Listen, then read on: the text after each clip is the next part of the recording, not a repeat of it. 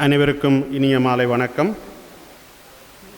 இன்றைய இந்த புத்தக அரங்க விழா தேசிய கலை இலக்கிய பேரவையின் 50வது ஆண்டு நிறைவடைந்தமை ஓட்டி 2023ஆம் ஆண்டிலே தேசிய கலை இலக்கிய பேரவை தன்னுடைய கலை இலக்கிய பயணத்தின் 50வது ஆண்டை நிறைவு செய்தது. 1973ஆம் ஆண்டு ஆரம்பிக்கப்பட்ட இந்த அமைப்பு பேராசிரியர் கைலாசபதி, தோழர் K.A. சுப்பிரமணியம், இன்னும் பல முக்கியமான எழுத்தாளர்கள், முற்போக்கு இலக்கியவாதிகள், மக்கள்சார் கலைஞர்கள், படைப்பாளிகள் இணைந்து உருவாக்கிய இந்த அமைப்பு 2023 50 ஆண்டுகளை தொட்டு இன்று 51வது ஆண்டிலே பயணித்து கொண்டிருக்கிற பொழுதும் நாங்கள் அந்த 50வது ஆண்டு நிறைவை கொண்டாட வேண்டும், அதை மக்கள் மத்தியிலே கொண்டு போய் சேர்க்க வேண்டும் என்ற அடிப்படையிலே 2022ஆம் ஆண்டிலிருந்து இந்த புத்தக அரங்க விழாக்களை ஒழுங்குபடுத்தி செய்து வருகின்றோம். அந்த வகையிலே இது 20வது நிகழ்வாக சாவகச்சேரி இந்து கல்லூரியிலே இடம்பெற்று கொண்டிருக்கிறது. ஏற்கனவே தென்மராட்சியிலே நாங்கள் கைதடி முத்துக்குமார சுவாமி பாடசாலையிலும் வடக்கின் பல்வேறு பகுதிகள் கிளிநொச்சி, தர்மபுரம் மத்திய கல்லூரி உட்பட கார்நகர் இந்து கல்லூரி வரை பல்வேறு பகுதிகளிலும் இந்த ஏனைய 19 புத்தக அரங்க விழாக்களையும் செய்திருக்கிறோம். குறிப்பாக தமிழ் நூல்கள் பரவலாக்கப்படுவதில்லை, வெளியீடுகள் இடம்பெற்ற பொழுதும் விநியோகம் சரியாக இடம்பெறுவதில்லை என்கிற ஒரு குறை நீண்ட காலமாக இருந்து வருகிறது. அந்த குறையை தேசிய கலை இலக்கிய பேரவை கடந்த பல வருடங்களாக எங்களுடைய இயலுமைக்கு ஏற்ற வகையிலே புத்தக பண்பாட்டு பயணம், புத்தக பண்பாடு சார் செயற்பாடுகள் என்கிற தலைப்பிலே பல்வேறு நிகழ்வுகளை பல்வேறு காலப்பகுதிகளிலும் செய்து வந்திருக்கிறோம். அதிலே இன்று நாங்கள் நினைவு கூறுகின்ற 2009ஆம் ஆண்டு ஜூன் மாதம் 27ஆம் தேதி காலமாகிய எங்களுடைய முக்கியமான முதுபெரும் இலக்கியவாதி, மொழிபெயர்ப்பாளர், பேராளுமை மக்கள் கவிஞர் முருகையன் அவர்கள் பல்வேறு தளங்களிலும் இந்த புத்தக பண்பாடு சார்ந்தும் புத்தக பரவலாக்கம் சார்ந்தும் வாசிப்பு பழக்கத்தை வளர்ப்பது சார்ந்தும் இயங்கி வந்த ஒருவர். அவருடைய நினைவாக தேசிய கலை இலக்கிய பேரவையினுடைய முன்னாள் தலைவர் அவர். தேசிய கலை இலக்கிய பேரவையின் பல்வேறு செயற்பாடுகளிலும் தன்னுடைய பங்களிப்பை வழங்கி வந்த ஒருவர். அவருடைய நூல்கள் பலதும் தேசிய கலை இலக்கிய பேரவையினுடைய வெளியீடாகவும் வெளியிடப்பட்டு இங்கே காட்சிக்கும் இருக்கிறது. இன்று இந்த நிகழ்விலே நூல் அறிமுக உரைகளை வழங்குகின்ற ஓய்வு நிலை அதிபர் சமூக செயற்பாட்டாளர் செல்லத்துறை அவர்கள், திருப்பா செல்லத்துறை அவர்கள், இங்கே வருகை தர இருக்கின்ற நிர்வாக உத்தியோகத்தரும் ஆய்வாளருமான சி. நிசாகரன் அவர்கள், ஓய்வு நிலை ஆசிரியரும் கம்பன் கழகத்தினுடைய முக்கியமான செயற்பாட்டாளராக விளங்குகின்ற தமிழ் பேரறிஞர் ஓய்வு நிலை ஆசிரியர் ச. மார்க்கண்டு அவர்கள், எங்களுடைய இளம் ஆய்வாளர் தேசிய கலை இலக்கிய பேரவையின் செயற்பாட்டாளர் சத்யதேவன் அவர்களோடு ஏனைய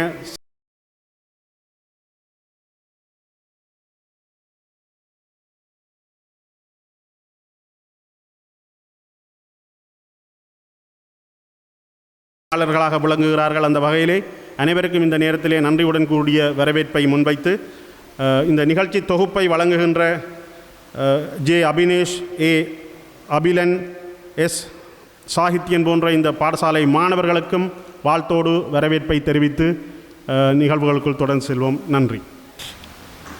உண்மையிலே கலை இலக்கிய பேரவை என்பது எங்களுக்கு தெரியும். எமது தென்மராட்சியை சேர்ந்த கவிஞர் முருகையன் அவர்கள் அந்த அவையின் தலைவராக இருந்து இங்கே குறிப்பிட்டார்கள். உண்மையிலே அந்த வகையிலே கலை இலக்கிய பேரவைக்கும் தென்மராட்சிக்கும் ஒரு நல்ல தொடர்பு இருக்கின்றது. இந்த கலை இலக்கிய பேரவை என்பது உண்மையிலே ஒரு முற்போக்கு சார்ந்த இலக்கியங்களை அல்லது சம்பந்தமான விடயங்களை வழங்குகின்ற ஒரு சிறந்த ஒரு அமைப்பாக நீண்ட காலமாக வந்திருக்கின்றது.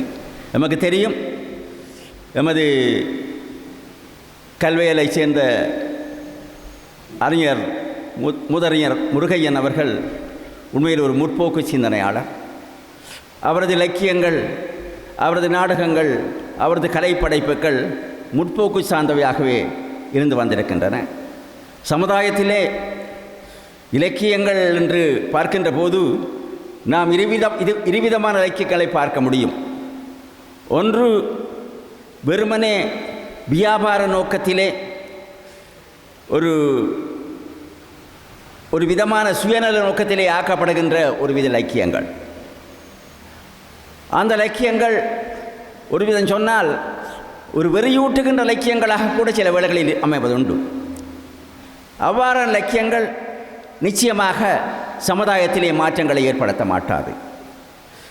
சமுதாயத்திலே மாற்றங்களை ஏற்படுத்துகின்ற என்று சொல்லுகின்ற போது ஒரு சீரான, ஒரு நேரான, ஒரு யதார்த்த சிந்தனை உள்ளதாக இருக்க வேண்டும்.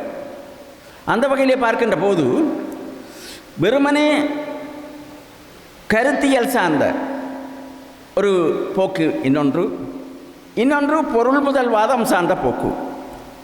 கருத்து முதல் சார்ந்ததாக இருக்கின்ற போக்கை விட நிச்சயமாக ஒரு யதார்த்தபூர்வமான விஞ்ஞானபூர்வமான சிந்தனை கொண்டதாக இருக்கின்ற இலக்கியம்தான் உண்மையிலே ஒரு உண்மையான இலக்கியம் என்று கூட சொல்ல முடியும். ஒரு மொழி என்று பார்க்கின்ற போது அந்த இலக்கியம் மொழி என்று பார்க்கின்ற போது ஒரு மொழி எவ்வாறு இருக்க வேண்டும் என்பதை பற்றி சிந்திக்க வேண்டும். ஒரு மொழி என்று ஒரு மொழியின் வளர்ச்சி என்று சொல்கின்ற போது அந்த மொழியின் வளர்ச்சி இலக்கியங்களின் வளர்ச்சி ஆகின்றது. அவ்வாறு பார்க்கின்ற போது அந்த மொழி பேசுகின்ற மக்கள் முன்னேறுபவர்களாக இருக்க வேண்டும், முன்னேற்றம் கொண்டவர்களாக இருக்க வேண்டும், யதார்த்த சிந்தனை உடையவர்களாக இருக்க வேண்டும். அந்த யதார்த்த சிந்தனை உடையவர்களாக இருக்கின்ற அந்த மக்கள் மத்தியிலே யதார்த்தமான கருத்துக்களை முன்வைக்கின்ற இலக்கியங்கள் தோற்றம் பெற வேண்டும். அதே வெறும் கற்பனா நிலையிலே தோன்றுகின்ற இலக்கியங்கள் நிச்சயமாக அந்த சமுதாயத்திலே ஒரு மாற்றத்தை ஏற்படுத்தாது. அந்த மொழி பேசுகின்றவர்களை நிச்சயமாக ஒரு வலிமை உடையவர்களாக ஆக்கிவிடாது. எனவே ஒரு மொழி பேசுகின்றவர்கள் வலிமையாக இருக்க வேண்டும். அந்த மொழி பேசுகின்றவர்கள் வலிமையாக இருப்பதற்கு இருக்கின்ற வகையிலே அந்த மொழி வலிமை பெறும். அவ்வாறு பார்க்கின்ற போது அந்த மொழி இலக்கியங்கள் எவ்வாறு இருக்க வேண்டும் என்று பார்க்கின்ற போது ஒரு மொழியானது நிச்சயமாக ஒரு அறிவாயுதமாக இருக்க வேண்டும். அறிவாயுதமாக இருக்கின்ற அதே நேரத்திலே பொருளியல் ஆயுதமாக இருக்க வேண்டும், அறிவியல் ஆயுதமாக இருக்க வேண்டும். இவ்வாறு பார்க்கின்ற போது அந்த இலக்கியங்கள் நிச்சயமாக ஒரு யதார்த்தத்தை வெளிப்படுத்த வேண்டும், ஒரு வர்க்க முரண்பாட்டை வெளிப்படுத்த வேண்டும். அவ்வாறு வெளிப்படுத்தாத இடத்து நிச்சயமாக அவை ஒரு உண்மையான இலக்கியங்களாகிவிட முடியாது. நாங்கள் கற்கின்ற பல இலக்கியங்களை பார்க்கின்றோம். பாரதி சொன்னார், திறமான புலமையினில் வெளிநாட்டார் அதிவனுக்கு செய்ய வேண்டும், மறைவாக நமக்குள்ளே பழங்கதைகள் சொல்லுவதில் மகிமை இல்லை. அந்த வகையிலே பார்க்கின்ற போது எமது சமுதாயத்திலே நீண்ட கால வரலாற்றை பார்க்கின்ற போது மறைவாக நமக்குள்ளே பழங்கதைகள் சொல்கின்ற ஒரு நிலைமை இருந்து வந்திருக்கின்றது. அது வெறும் பிற்போக்குத்தனமானதாக இருந்து வந்திருக்கின்றது. அவ்வாறான ஒரு பிற்போக்குத்தனம் சமுதாயத்திலே ஒரு அறிவியல் சார்ந்ததாக இல்லாமல், அறிவியல் ஆயுதமாக இல்லாமல் அந்த இலக்கியங்கள் இருந்து வந்திருக்கின்றன. உண்மையில் நான் இந்த நேரத்திலே சிந்தித்து பார்க்கிறேன். இந்த கடந்த காலங்களிலே போராட்டங்களில் ஈடுபட்டவர்கள் கூட அந்த சமுதாயத்தினது பிடியிலே சிக்கி முற்போக்கு சிந்தனை உள்ளவர் கூட பிற்போக்குத்தனமாக சில கோட்பாடுகளையும் கொண்டிருக்கிறார்கள். நான் இந்த நேரத்தில் மகாத்மா காந்தியை வெகுவாக மதிப்பவன். மகாத்மா காந்தியை வெகுவாக மதித்தாலும் கூட அந்த மகாத்மா காந்தி உண்மையில் தனது சத்தியசோதனையிலே சொல்கிறார். இந்த தீண்டாமை கோட்பாட்டை பற்றி சொல்கின்ற போது, தீண்டாமை இந்து சமயத்தின் ஒரு அழுகி போன பகுதியாகவோ அல்லது சதை சுரப்புள்ள பகுதியாகவோ தான் இருக்க வேண்டும் என்று சொல்கின்றார் சத்தியசோதனையிலே. அவ்வாறு சொன்ன மகாத்மா காந்தி, அந்த மகாத்மா காந்தியின் சில செயற்பாடுகள், சில முற்போக்கு சிந்தனைகள் சிலது எடுபடாமல் போயிட காரணம் என்னவென்றால் அவர் வர்ணாசிரம தர்மத்தை ஆதரித்திருக்கிறார். இந்தியாவில் கூட அது சம்பந்தமாக அண்மை காலங்களில் சில கருத்து முரண்பாடுகள் ஏற்பட்டது. அந்த வர்ணாசிரம தர்மத்திலே அவர் நம்பிக்கை கொண்டிருக்கின்றார். அந்த ஏனென்று சொன்னால் அவர் இந்து சமயத்தில் இறுக்கமான ஒரு பற்றுதல் கொண்ட காரணத்தினாலே வர்ணாசிரம தர்மத்தை ஆதரித்திருக்கின்றார். வர்ணாசிரம தர்மத்தை பார்க்கின்ற போது அந்த அந்த கதை கூறுகின்ற இலக்கியங்கள் எல்லாம் ஒரு ஒரு ஒரு கற்பனா நிலையிலே இருக்கின்றன. அங்கே இந்த வர்ணாசிரம தர்மத்திலே சொல்லுவார்கள், சதாசிவமூர்த்தியின் தற்புருஷ முகத்திலிருந்து பிராமணன் தோன்றினான், அரசன் தோளிலிருந்து தோன்றினான், வியாபாரி தொடையிலிருந்து தோன்றினான், சூத்திரன் பாதத்திலிருந்து தோன்றினான். இதை நிச்சயமாக உருவாக்கியவர்கள் சமுதாய ஏணியிலே உச்சநிலையிலே இருக்க வேண்டும் என்று விரும்புகின்ற ஒரு சில வர்க்கத்தினர், மன்னிக்க வேண்டும், ஒரு பிராமணர்கள். ஒரு பிராமணர் தான் இப்படி நிச்சயமாக உருவாக்கி இருக்க வேண்டும். தான் வாயில் இருந்து வருகின்ற என்றால் அந்த மந்திரம் சொல்லுகின்ற வாய், அந்த வாயில் இருந்து அந்த வகையிலே தான் இந்த வர்ணாசிரம தர்மம் இருக்கின்றது. அது சனாதன தர்மம் என்று கூறுவார்கள். அந்த சனாதன தர்மத்தை இன்று மத்தியிலே நாங்கள் ஆதரித்துக் கொண்டிருக்கின்றோம். ஆனால் இந்த சனாதன தர்மம் என்பது சமுதாயத்திலே பல பிளவுகளை ஏற்படுத்திவிட்டது, பல வேறுபாடுகளை ஏற்படுத்திவிட்டது, பல மாறுபாடுகளை ஏற்படுத்திவிட்டது. இதற்கு அந்த அது சம்பந்தமாக கூறுகின்ற இலக்கியங்கள், கதைகள் காரணமாகி இருக்கின்றன. இந்த வகையிலே பார்க்கின்ற போது நிச்சயமாக நாங்கள் பலர் எமது கோட்பாட்டிலே முரண்பட்டவர்களாக இருக்கின்றோம். ஒருபுறம் நாங்கள் முற்போக்குத்தனமாக சிந்திக்கின்றோம், அதே நேரத்திலே எமது மத்தியிலே இருக்கின்ற சில பிற்போக்குத்தனமான ஐக்கியங்களை பின்பற்றி பிற்போக்குத்தனமாகவும் இருக்கின்றோம். அதற்கு மகாத்மா காந்தியினது வாழ்க்கை வரலாறு ஒரு எடுத்துக்காட்டாக இருக்கின்றது. மகாத்மா காந்தியை நாம் மதிக்கின்றோம், அவரது கருத்துக்களை, போராட்டங்களை மதிக்கின்றோம். ஆனால் கூட அவர் இந்த சனாதன தர்மத்தை ஆதரித்து சனாதன தர்மத்தின் அடிப்படையிலே சென்ற காரணத்தினாலே தனது போராட்டத்திலே சில முற்போக்கு சிந்தனைகளிலே வெற்றி பெற முடியாத நிலை கூட இருந்திருக்கிறது என்றுதான் சிந்திக்க வேண்டும். ஏனென்று சொன்னால் எமது இலக்கியங்கள் அவ்வாறு, எம்மை சூழ்ந்திருக்கின்ற இலக்கியங்கள் பல போதை தருகின்ற இலக்கியங்களாக இருக்கின்றன. இந்த போதை தருகின்ற இலக்கியங்கள் நிச்சயமாக வியாபார நோக்கத்துக்காகவே ஆக்கப்பட்டவையாக இருக்கின்றன. ஒன்று. இன்னொன்று, நாங்கள் மொழியை பற்றி சிந்திக்கின்ற போது வெறுமனே மொழியை ஒரு உணர்ச்சி ஊட்டுகின்ற ஒரு சாதனமாகத்தான் பயன்படுத்துகின்றோம். அவர் பலர் மொழி என்று சொன்ன ரத்த போட்டு போடுகின்ற அந்த வரலாறுலாம் உங்களுக்கு தெரியும். இந்த மொழி அது ஒரு வெறித்தனமானது. மொழி ஒரு பூசிக்கின்ற பொருள் அல்ல, மொழி ஒரு பூட்டி வைத்து விளக்கு காட்டுகின்ற ஒரு பொருள் அல்ல. அது ஒரு அறிவாயுதமாக இருக்க வேண்டும் என்று நான் சொன்னேன். அது ஒரு வியாபார விஞ்ஞான ஆயுதமாக இருக்க வேண்டும் என்று சொன்னேன்.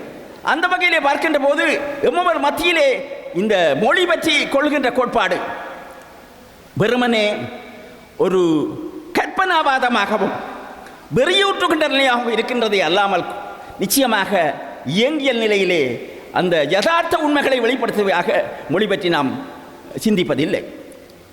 எனவே இன்று இந்த அறிஞர்கள் எழுதப்பட்ட நூல்கள், நான் நினைக்கின்றேன் முத்துலிங்கம் அவர்கள் எனக்கு நன்றாக தெரியும், அவர் ஒரு இடதுசாரி சிந்தனை கொண்டவர். அந்த வகையில் நிச்சயமாக அவர் அந்த பொருள் முதல்வாத நிலையிலே ஒரு யதார்த்தபூர்வமாக தனது நூலை அணுகியிருப்பார் என்பதிலே எனக்கு அசையாத நம்பிக்கை உண்டு. அந்த வகையிலே அவரை பற்றி இங்கு எமது அதிபர் செல்லத்துறை அவர்கள் பேச வந்திருக்கிறார்கள். அதே போல ஏனியவர்களது இலக்கியங்கள் நிச்சயமாக இந்த கலை இலக்கிய பேரவை தேர்ந்தெடுத்தென்று விமர்சிக்கின்ற இந்த இலக்கியங்கள் நிச்சயமாக ஒரு முற்போக்குத்தன்மை கொண்டவாகத்தான் இருக்க முடியும், நிச்சயமாக பிற்போக்குத்தன்மை கொண்டவாக இருக்கக்கூடாது. உண்மையிலே நாமும் எமது வாழ்விலே எமது சிந்தனைகளை முற்போக்குத்தனமானதாக கொள்ள வேண்டும். எமது பல கோட்பாடுகள், பல சிந்தனைகள் பிற்போக்கை வளர்க்கின்ற ஒரு சிந்தனைகளாகத்தான் இருக்கின்றன. உண்மையிலே நான் இந்த கவிஞர் முருகையன் அரங்கிலே பேசுகின்றேன். அவர் தனது சிந்தனைகள் அத்தனையுமே ஒரு முற்போக்காகத்தான் வைத்திருக்கின்றார். ஒரு விஞ்ஞான தொழில்நுட்ப, நவீன விஞ்ஞான தொழில்நுட்ப ரீதியாக இடதுசாரி கோட்பாட்டின் அடிப்படையிலே தனது இலக்கியங்களையும் சிந்தனைகளையும் வளர்த்திருக்கின்றார். நான் எண்ணுகிறேன் முருகையன் அவர்கள் சில கருத்துக்களை நடைமுறைப்படுத்துவதில் சில அவரது வாழ்ந்த சமுதாயம் சில வேளைகளிலே அவருக்கு இடந்ததோ என்னவோ தெரியாது. ஆனால் அவரது ஆட்சிகள், அவரது படைப்புகள் அத்தனையுமே உண்மையில் அந்த யதார்த்தபூர்வமானவற்றை வெளிப்படுத்துகின்றவையாகத்தான் இருந்திருக்கின்றன.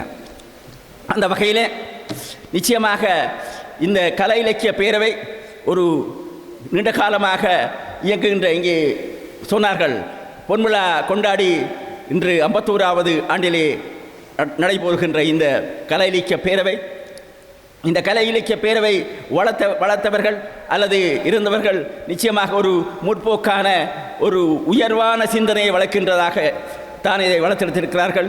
பிற்போக்குத்தனம் உண்மையிலே நாங்கள் எமது இலக்கியங்களை பிற்போக்குத்தன்மையாக ஆக்கக்கூடாது. அது எமது சமுதாயத்தை ஒரு மந்தமான அல்லது மதியற்ற ஒரு நிலைக்குத்தான் இட்டு செல்லும் என்று கூறிக்கொண்டு இவ்வாறான ஒரு உரையாற்றுவதற்கு சந்திரம் அளித்த இந்த கலை இலக்கிய பேரவையினருக்கு எனது மனமார்ந்த நன்றியை கூறிக்கொண்டு விடைபெறுவதில் மகிழ்ச்சி அடைகிறேன். நன்றி, வணக்கம். எங்களுடைய இலக்கியங்கள் பேசப்பட வேண்டும் என்பதற்காக இந்த தேசிய கலை இலக்கிய பேரவையினர் உண்மையாக இப்போ கடந்த 2 வருடங்களாக அவர்கள் இந்த 22ஆம் ஆண்டிலே இருந்து ஒரு மும்முரமாக இந்த தமிழ் இலக்கியங்களை எல்லாரிடத்திலும் பரப்ப வேண்டும். அதன் மூலமாக தனிய இலக்கியத்தின் ஊடாக மட்டுமல்ல, கலை வடிவங்களுக்கு ஊடாகவும் இந்த தமிழ் இலக்கிய பரப்பை விரிவுபடுத்த வேண்டும் என்ற அந்த நோக்கத்தோடு செயற்பட்டு வருகின்றார்கள். அதிலே நாங்கள் பெருமை கொள்ளக்கூடிய விடயம் என்னவென்று சொன்னால், எங்களுடைய இந்த தென்மராட்சியைச் சேர்ந்த கவிஞர் முருகையன் அவர்கள் உண்மையாக அந்த இலக்கிய பேரவையினுடைய தலைவராக அந்த காலத்திலே இருந்திருக்கின்றார் என்பது நமக்கு மிக மகிழ்ச்சி விடக்கூடிய ஒரு விடயமாகும். அது மட்டுமல்ல, அந்த தேசிய கலை இலக்கிய பேரவையிலே எங்களுடைய தமிழ் அறிஞர்கள் பலர் அதிலே முன்னின்று உழைத்தவர்கள். நான் நினைக்கின்றேன் கைலாசபதி ஐயா அவர்கள் போல இன்னும் பல கல்விமான்கள் அதனோடு ஈடுபாடுடையவர்கள் இன்றும் பலர் அந்த அவர்களுடைய நூல்களிலே அவர்கள் இவர்களை தேடிச் சென்றார்களோ அல்லது இவர்கள் அவர்களை அழைத்து செல்கின்றார்களோ தெரியவில்லை. கலை இலக்கிய பேரவை மிக ஒரு காத்திரமான செயல்பாட்டிலே இயங்கிக் கொண்டிருக்கின்றது. அது முற்போக்கான சிந்தனை கொண்ட எழுத்தாளர்களை கௌரவிப்பதிலேயும் அவர்களுடைய நூல்களை வெளியிடுவதிலேயும் கலை இலக்கிய பேரவை ஒரு கணிசமான பங்கை வகித்து கொண்டிருக்கின்றது. அவர்கள் தங்களுடைய தாயகம் சஞ்சிகை மூலமாக பல கருத்துக்களை எங்களுக்கு வழங்கி கொண்டிருந்தவர்கள். இன்றும் அந்த சஞ்சிகைகள் காலம் வெளிவருவது எங்களுக்கு தெரியும். இவை எங்களுடைய மண்ணிலே இந்த முற்போக்கு சிந்தனை எழுத்தாளர்களின் படைப்பினை தாங்கி வருகின்ற ஒரு நூல் வெளியீட்டகமாக இருக்கின்றது. இதேபோல் இன்னும் பல நூல் வெளியீட்டகங்களில் இருந்து வெளிவருகின்ற புத்தகங்களாக இருந்தாலும் சரி, அவற்றை அறிமுகப்படுத்தி வைக்கின்ற ஒரு பெரும் கைங்கரியத்தை இந்த தேசிய கலை இலக்கிய பேரவை ஏற்பாடு செய்து வருகின்றது. அப்போ அந்த வகையிலே அந்த தேசிய கலை இலக்கிய பேரவையிலே ஒரு அங்கத்தவராக இருக்கின்ற எங்களுடைய முன்னாள் பிரதி கல்வி பணிப்பாளர் திரு பி முத்துலிங்கம் ஐயா அவர் எழுதிய இலக்கியங்கள் சிலவாக இருந்தாலும் அவை நிச்சயமாக அந்த கலை இலக்கிய பேரவையின் நன்மதிப்பை பெற்ற இலக்கியங்களாக இருந்திருக்கின்றன. ஏனென்று சொன்னால் எங்களுடைய முத்துலிங்கம் ஐயா அவர்கள் உண்மையாக அவர் இலங்கை பேராதனை பல்கலைக்கழகத்திலே தனது இளமானி பட்டத்தை பெற்றவராகவும் அதன் பிற்பாடு அவர் ஆசிரியராக, அதிபராக, கல்வி நிர்வாக சேவையிலே பிரதி கல்வி பணிப்பாளராக பணியாற்றி ஓய்வு பெற்றவர். அவருடன் எனக்கு நெருக்கமான பழக்கம் இருக்கின்றது. ஏனென்று சொன்னால் அவர் முத்துக்குமார் சாமியிலே ஆசிரியராக இருக்கின்ற பொழுது நான் கலைவாணி பாடசாலையிலே அதிபராக இருக்கின்றேன். அவர் நாவக்குழியிலே கைதடியிலே அதிபராக இருந்த பொழுதும் நான் அதிபராக இருந்திருக்கின்றேன். அவர் கல்வி பணிப்பாளராக இருந்த காலத்திலேயும் நான் அதிபராக இருந்திருக்கின்றேன். அந்த வகையிலே அவரோடு நல்ல ஒட்டுறவை கொண்டிருந்த நான் அவருடைய பேச்சாற்றலை நாங்கள் வியக்கின்றோம். ஏனென்றால் நாங்கள் ஒரு மேடையிலே ஏறி பேசினால் கிட்டத்தட்ட 5 நிமிடங்களுக்கு மேலே எங்களுக்கு பேச வராது, அல்லடி பேச முடியாமல் நாங்கள் நிற்போம். ஆனால் முத்துலிங்கம் சார் வந்து பேச தொடங்கினார் என்று சொன்னால் அவர் மணித்தியால கிட்டத்தட்ட அரை மணித்தியாலத்துக்கு எந்த ஒரு தடங்களுமின்றி பேசுவார். அவருக்கு மொழி புலமையும் இருந்தபடியால் அவர் அந்த பொருளாதார விற்பனராகவும் அவர் அது பொருளியல் சார்ந்த அறிவினை பெற்றவராக இருந்தபடியால் அது சம்பந்தமாகவும் கலை இலக்கியம் சம்பந்தமாகவும் பேசக்கூடிய ஒருவராக இருந்தபடியால் அவர் மணிக்கணக்காக பேசுவார். அவருடைய பேச்சை கேட்டுக்கொண்டிருக்கலாம். அவர் அப்படிப்பட்ட ஒருவர் எங்களுடைய அரசியல் சார்ந்தும் தன்னுடைய கருத்துக்களை சொல்லுகின்ற பொழுது மிக சிறப்பாக அவர் சொல்லுவதை நாங்கள் கேட்டிருக்கின்றோம். அத்தகைய ஒரு ஆளுமை மிக்கவராக அவர் விளங்கி இருக்கின்றார். உண்மையாக அவருடைய பேச்சாற்றலை கேட்பதற்காகவே நாங்கள் பல கூட்டங்களுக்கு செல்வதுண்டு. தேசிய கலை இலக்கிய விழாக்களிலே கூட அவருடைய வெளியீடுகள் நடந்தால் நாங்கள் போய் கலந்து கொள்வோம். என்றால் அவர் அறிமுகமானவர் என்பதற்கு அப்பால் அவருடைய இலக்கியங்கள் எங்கள் மனதை கவர்ந்தவையாகவும் இருப்பது நாங்கள் உணரக்கூடியதாக இருக்கின்றது. இப்போ இவருக்காக இவர் உண்மையாக பல இது அவருடைய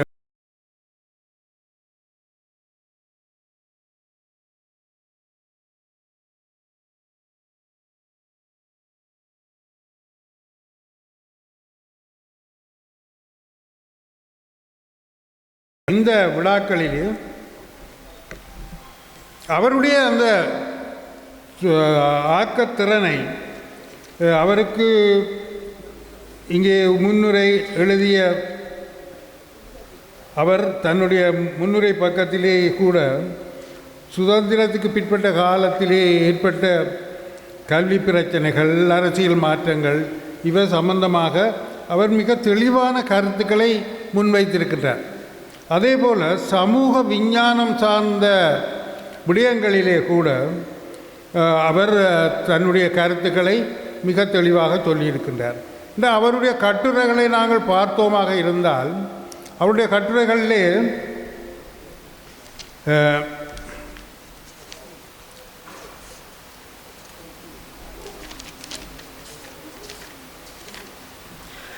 இலங்கை சுதந்திரம் அடைந்த பின்னர் ஏற்பட்டு வரும் அரசியல் பொருளாதார மாற்றங்கள் ஒரு ஆய்வு.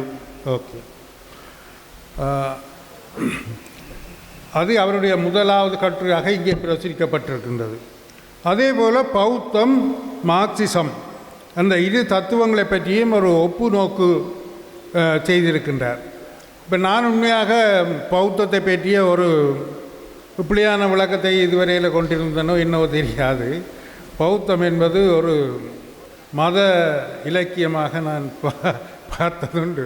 ஆனால் அவருடைய நூலிலே இருந்துதான் கௌதம புத்தர் அவர்கள் ஒரு மனிதாபிமானவாதியாக மக்களிடத்திலே உண்மையாக சேர்க்கப்பட வேண்டிய அவருடைய முயற்சிகள் இன்னும் இங்கே பௌத்தர்களிடத்திலே கூட சிலவர்கள் ஈடுபடாமல் போயிருக்கோ தெரியாது. ஆனால் புத்தருடைய எண்ணத்திலே அவை ஒரு சீரிய சிந்தனைகளாக வளர்ந்திருக்கின்றன.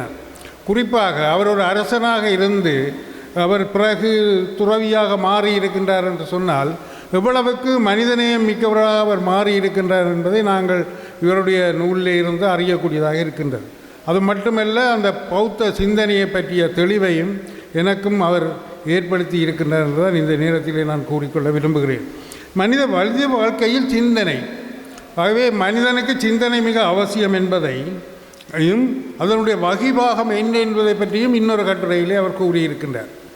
அதே போல் மனித வாழ்க்கையில் செயற்பாடு, அப்போ சிந்தனை ஒன்று இருக்கின்றது, அந்த சிந்தனையின் படி நாங்கள் நடக்கின்றோம், அதனுடைய செயல்பாடு மிக முக்கியம் என்பதை அவர் தொட்டு நிற்கின்ற அந்த 4வது கட்டுரை, அதின் வகிபாகத்தை பற்றியும் அவர் ஒரு நோக்கு பார்க்கின்றார்.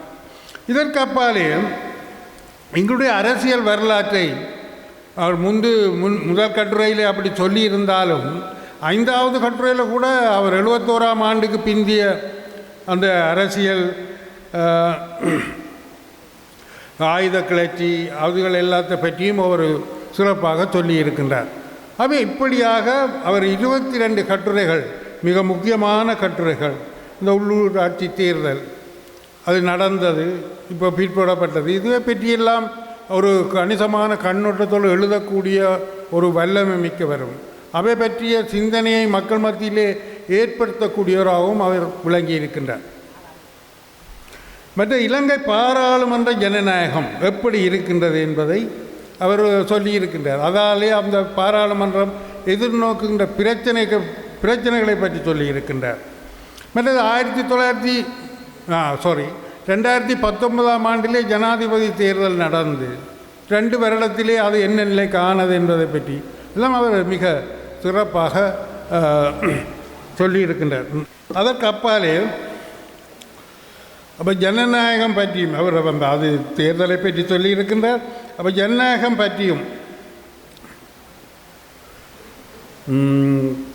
தத்துவ ஞான பயிற்சியும் மகிழ்ச்சியான வாழ்க்கை பற்றியும் இப்படியாக வடக்கு கிழக்கில் ஆயுத போராட்டமும் கற்றுக்கொள்ள வேண்டிய பாடங்களும் பயனுறுதிமிக்க பண்பட்ட இளைஞர் யுவதிகள் உருவாக்குவோம் என்று அவர் சொல்லுகின்றார்.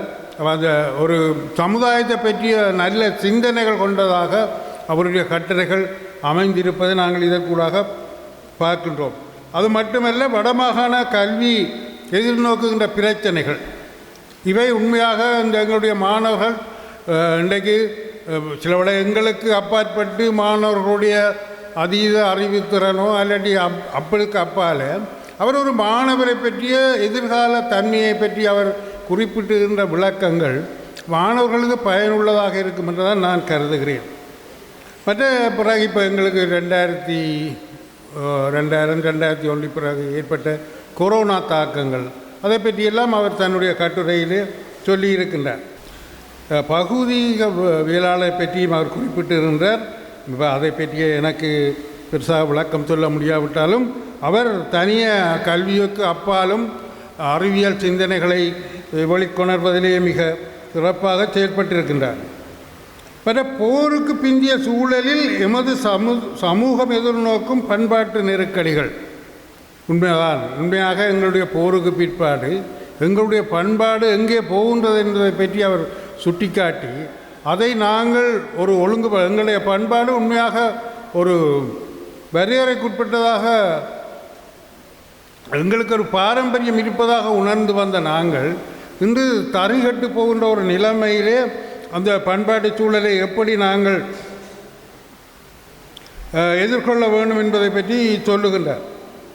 அதுக்கு பிற்பாடு எங்களுடைய 2015ஆம் ஆண்டுக்கு பிறகு அந்த நல்லாட்சி அரசாங்கத்தினுடைய காலமாக இருந்தாலும் சரி, முதலாளித்துவ கட்சிகள் அவர்களுடைய பிளவுகள் அது எமது நாட்டிலே ஏற்பட்டதன் பிற்பாடு இன்று இருக்கக்கூடிய அரசியல் போக்கு ஒரு கட்சியே பலவாக உடைந்து சிதறி போகின்ற அந்த நிலையிலே நாங்கள் எப்படி ஒரு சமுதாயத்திலே எங்களுடைய அரசியலை வளர்த்தெடுக்க வேண்டும் என்ற கருத்துக்களையும் அவர் சில கட்டுரைகளிலே குறிப்பிட்டிருக்கின்றார். இப்போ இவற்றையெல்லாம் நாங்கள் பார்க்கின்ற பொழுது அவர் ஒரு உண்மையாக இந்த மக்களுக்கான கட்டுரைகளை அவர் சொல்லக்கூடியவராக இருக்கின்றார் என்பதை நாங்கள் பார்க்கின்றோம். இதற்கும் அப்பாலே சமூகத்திலே சமத்துவத்தினையும் நீதியினையும் வலியுறுத்தும் வகையிலான மாற்றங்களை கொண்டு வருவதற்கு அறிவு தேடல் மிகவும் அவசியம். எமக்கு தெரிந்த வழிகளிலே எமக்கு தெரிந்த வரலாறுகளுக்கும் கோட்பாடுகளுக்கும் உட்பட்டு மாற்றங்களை சிந்திக்கும் போக்கும் பிழையான அறகுறையான தகவல்களினதும் விளக்கங்களினதும் அடிப்படையில் எதிர்காலத்தினை நாம் நோக்குவதனையும்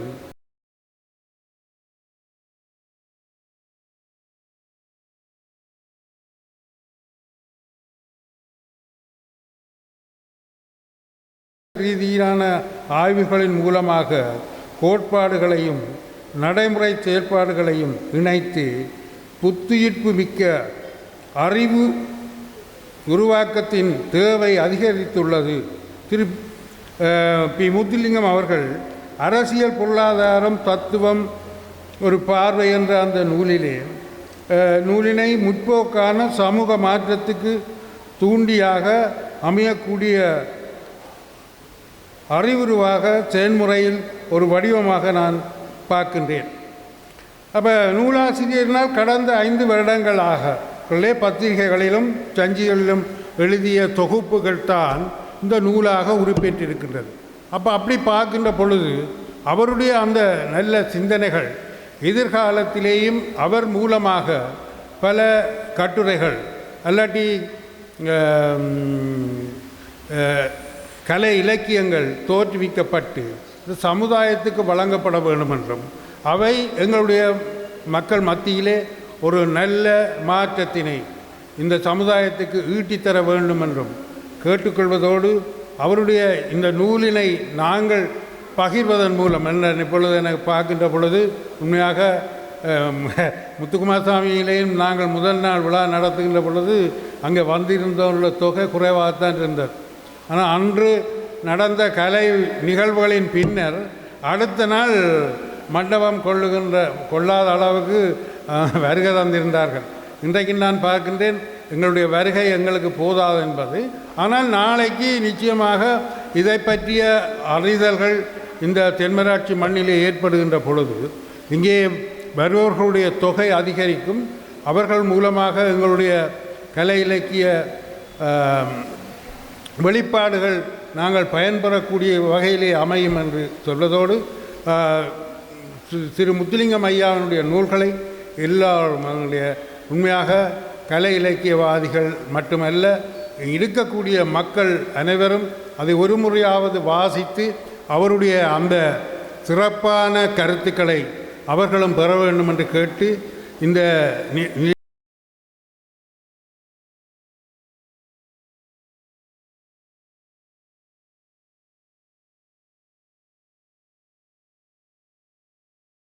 நிகழ்வினுடைய தலைவராக உரையாற்றி அமர்ந்திருக்கின்ற முன்னாள் அதிபர் அவர்களே, வாழ்த்துறை வழங்கிய இக்கல்லூரியினுடைய அதிபர் அவர்களே, நூலுக்கு உரையாற்றி அமர்ந்திருக்கின்ற ஐயா அவர்களே, இங்கே குழுமி இருக்கிறன்னு சொல்ல முடியாது, கொஞ்சம் தெரித்து போயிருக்கின்ற ஒரு சில அன்பர்களே, உங்கள் அனைவருக்கும் இந்த இனிய மாலை பொழுதிலே என்னுடைய வணக்கங்களை கூறுவதில் மகிழ்வடைகின்றேன். புத்தகத்திற்குள் நான் நுழைவதன் முன்பாக தேசிய இலக்கிய கலை இலக்கிய பேரவையினர் தேவராஜா சார காணையில் அவர் வந்து அவருக்கே சொல்லுவேன். அதோடு சம்பந்தப்பட்டவராக சர்வேஸ்வரன் சார் இருக்கிறபடியால் அவர் மூலமாக இந்த செய்தியை கடத்துகிறேன். ஒரு தமிழ்நாட்டிலே ஒரு புத்தக திருவிழா ஆண்டு வைக்கிறார்கள் வருடம். புத்தகத்தினுடைய இதே மாதிரி இப்போ இன்றைக்கு போட்டுக்கிற புத்தகத்தை மாதிரி ஒரு 800 புத்தக கடைகள் ஒரு இடத்திலே குவிகிறது மட்டுமல்ல, அந்த 800 கடைகளுக்கு நாங்கள் பார்க்குறதுக்கு டிக்கெட் எடுத்து தான் பார்க்க வேணும். அது லைனில் நின்று, அதுவும் ஒரு நாள் 2 நாள் இல்லை, 2 வாரங்கள் நடக்கும். ஜனவரி 1ஆம் தேதி நடக்கும், வரக்கூடிய பொங்கல் வரும் வரையும் நடக்கும். ஒவ்வொரு முறையும் கோடிக்கணக்கான அளவுக்கு புத்தக வியாபாரமும் நடக்கும். அப்போ அதுக்கு முண்டியடித்து அந்த மக்கள் கூட்டம் புத்தகத்தை அப்படி வாங்குகிறது என்கின்ற போது எங்களை பொறுத்து இங்கே நாங்கள் புத்தகங்கள் வாங்குவது இயல்பிலேயே நாங்கள் குறைவு. ஏன்னா எங்களுக்கு புத்தகம் பள்ளிக்கூடத்துக்கு கூட இலவசமாக கிடைக்கின்ற அந்த வரப்பிரசாதத்தினாலேயோ என்னவோ, அதையே நாங்கள் பள்ளிக்கூடத்துக்கு மாணவர்களாக இருக்கின்ற பல பிள்ளைகள் விட்டு சென்று விடுவார்கள் தூக்கி கொண்டு போகிற கசத்துக்காண்டி. புத்தகத்தினுடைய அந்த எண்ணப்பாங்கள் மிக எங்களுக்கு குறைவு. அதுக்கு ஒரு காரணமாக நாங்கள் எப்போதும் இந்த கருத்துக்களிலே மிக கடினமான அல்லது பின்பற்றுவதற்கு மிக சிக்கலான கருத்துக்களை உள்ளடக்கியவர்களாகவும், செயற்பாட்டிலே அதை சொல்லவே தேவையில்லை, கருத்துக்களை சொல்கின்ற போது எங்கேயோ நின்று சொல்லுகின்றவர்களாக எங்களை ஆக்கி கொண்டு பழக்கப்பட்டிருக்கின்றோம். இப்போ தமிழ்நாட்டை பற்றி பேசுகின்ற போதே பேசுவார்கள் இங்கே என்று சொன்னால் அவங்களுக்கு ஒன்றும் தெரியாதவங்கள் மொக்கங்கள், அதுக்காண்டி தான் புத்தக கண்காட்சி போகிறாங்கன்னு சொல்கிறவர்கள் இருக்கிறார்கள். ஆனால் நாங்கள் அந்த அந்த அது அது அது அது சொல்லுகின்ற போது ஒரு சோகமாக இருக்கிறது. அதிൻ്റെ ஒரு கால் பங்குக்கு கூட வளர்ச்சி அடையாத என்னுடைய கருத்து. அதுக்காக நான் தமிழ்நாட்டை புழுகின்றேன் என்று அந்த நோக்கத்திலே சொல்லவில்லை. மகிழ்வாக இருக்கிறார்கள். இளைஞர் கூட இப்படி ஒரு நிகழ்ச்சி என்றால் இந்த இந்த இந்த மண்டபம் நிறைந்திருக்கும், சந்தோஷமாக இருப்பார்கள், ஆடுவார்கள், பாடுவார்கள், எல்லாம் செய்வார்கள், நன்றாக படிப்பார்கள். பஸ்ஸுக்குள்ள கூட அவர்கள் பிரயாணம் செய்கின்ற போது ஒரு ஆனந்த விகடனோ குமுதமோ குங்குமமோ ஏதோ கையில் வச்சுக்கொண்டு நின்று கொண்டு வாய்ச்சி கொண்டு வருவார்கள். அந்த பழக்கம் எங்களுக்கு இல்லாமல் போய்விட்டது. அது பல காரணங்கள், யுத்தம் ஒரு காரணமாக இருக்கலாம், பல காரணங்கள். அது மட்டுமல்ல, கருத்துக்கள் பெரிய பெரிய கருத்துக்களை கொடுக்கின்ற போது சர்வேசன்சர் தான் சொல்லுகிறேன், ஒரு மருந்தை கொடுக்கின்ற போது கூட, அது உடன்ற நோயை குணப்படுத்துகின்ற மருந்தை கொடுக்கின்ற போது கூட அந்த காலத்திலே தேன் பூசி கொடுப்பார்கள், இந்த காலத்திலே இனிப்பு மேலே முலாமிட்டு கொடுப்பார்கள், இல்லாட்டி குடிக்க மாட்டார்கள். அந்த ஒரு நிலைப்பாட்டுக்கு இது ஊடகமாக சொன்னால் உங்களுக்கு எந்த ஒரு நிலைப்பாட்டுக்கு எங்களுடைய இந்த தேசிய கலை இலக்கிய பேரவை போன்ற அமைப்புகளும் ஒரு வகைக்கு வந்துவிட வேண்டும். வந்தால் தான் எண்ணிய உங்களுடைய கருத்துக்கள் மக்களுக்கு போவதற்கான வாய்ப்பு வரும், அல்லது போகிறதற்கான வழிகள் ஓரளவுக்கு தடைப்பட்டே நிற்கும் என்று நான் நினைக்கின்றேன். அதை எதிர்காலத்திலே இவர் கருத்தெடுத்து அந்த விடயங்களையும் இப்போ இன்றைய கூட இந்த விழாவில் இப்போ கூட பாருங்கள், புத்தக அரங்க விழா, புத்தக அரங்க விழா, அரங்கத்துக்கான நாடகத்தை பார்க்குறவர்கள் சமூகத்தில் அதிகம். அரங்கண்டு எல்லாம் சேர்த்தது தான் அரங்கு, இருந்தாலும் புத்தக அரங்கை விட புத்தக கண்காட்சியாக நினைச்சுக்கொண்டு கூட்டம் பெறாது. மறுதலையாக நாடக விழா என்று வைத்துக்கொண்டு நாடக விழாவும் புத்தக விழாவும் என்று வைத்து கொண்டிருந்தால் நாடகம் பார்க்க கூட்டம் வந்திருக்கும். இது எங்களுடைய முறைகளில் இருக்கிற நடைமுறை சிக்கல்கள். அதை அப்படி செய்து போட்டு இந்த நாடகம் பார்க்க வரவனுக்கு புத்தகத்துடைய செய்திகள் போய்க்க ஒரு சில புத்தகத்தையாவது வாங்குவான், போய் கொண்டு செல்வது படிக்கவும் கூடும், வாங்கின படிக்க விளக்காக. அதை எதிர்காலத்திலே செய்ய வேண்டும் என்று கேட்டுக்கொண்டு நான் புத்தகத்துக்கு வருகிறேன். சத்திய சோதனை இந்த புத்தகத்தினுடைய பெயர். இது குழந்தை மானா சண்முகலிங்க நாடக வல்லுநராக இருக்கின்ற, இன்னும் வாழ்ந்து கொண்டு இருக்கின்ற 90 வயதை கடந்து வாழ்ந்து திருநெல்வேலியிலே வாழ்ந்து கொண்டு இருக்கின்ற என்னுடைய ஆசிரியருமான குழந்தை மானா சண்முகலிங்கத்தினுடைய 100 நாடகங்களுக்கு மேல் அவர் எழுதியிருக்கிறார். அதிலே ஒரு நாடகம் சத்திய சோதனை. இந்த சத்திய சோதனை எழுதின சண்முகலிங்கம் சார் அவரை பற்றி மூல ஆசிரியரை பற்றி சொல்வதாக இருந்தால், ஏறக்குறைய நான் என்னை பொறுத்து நான் கணித்தால் ஈழத்தில் இருக்கின்ற, அது முக்கியமாக யாழ்ப்பாணத்து தமிழ் உலகில் இருக்கின்ற, என் தமிழ்நாட்டிலே இருக்கின்றவர்கள் கூட அவர்களும் பார்க்க தமிழ் நாடகத்துறையிலே ஒரு ஒப்பற்ற மனிதனாகத்தான் நான் அவரை பார்க்கின்றேன். ஒரு என்ன மாதிரி இப்போ நாடக புத்தகங்கள்லாம் ஷேக்ஸ்பியருடைய நாடகங்கள் தான் ஆங்கில இலக்கியத்தினுடைய மிக பெருமதி வாய்ந்தவை. ஷேக்ஸ்பியருடைய நாடகங்களை எடுத்துவிட்டால் ஆங்கில இலக்கியத்திலே இருந்து ஆங்கில இலக்கியம் ஒரு பகுதி, ஒரு அங்கம் குறைந்தது போல இருக்கும் என்று சொல்லுவார்கள். தமிழிலே கம்பராமாயணத்தை எடுத்துவிட்டால் என்ன மாதிரி ஒரு அங்கம், திருக்குறள் எடுத்துவிட்டால் ஒரு அங்கம் குறைகிறதோ அதுபோல ஷேக்ஸ்பியருடைய நாடகங்களை எடுத்துவிட்டால் 33 நாடகம் இது எழுதினார், எடுத்துவிட்டு மொழியிலேயே ஒரு அங்கம் குறைந்தது போல ஆகிவிடும். அப்படி ஷேக்ஸ்பியரோட நான் அந்த கணக்குக்கு இல்லாது போனாலும் ஷேக்ஸ்பியருடைய நாடகங்கள் படிக்கவும் நடிக்கவுமான நாடகங்கள். இப்போ முதல்ல ஜூலியஸ் சீசர் இதுவும் படிப்பதற்கும் அதுக்கு இருக்கிற பொருள் எங்களோட மனத்தை தைக்கக்கூடிய பொருள் இருக்கும். அதே போல் நடிப்பதற்கும் இன்றைய கூட மேலத்தையங்களே ஷேக்ஸ்பியருடைய நாடகம் ஒவ்வொரு நாளுமே போடுகின்ற சில அரங்குகள், சில களரிகள் இருக்கிறதாக சொல்லுகிறார். அப்படியே ஒரு தன்மை கொண்ட நாடகங்கள் இருக்கின்றன.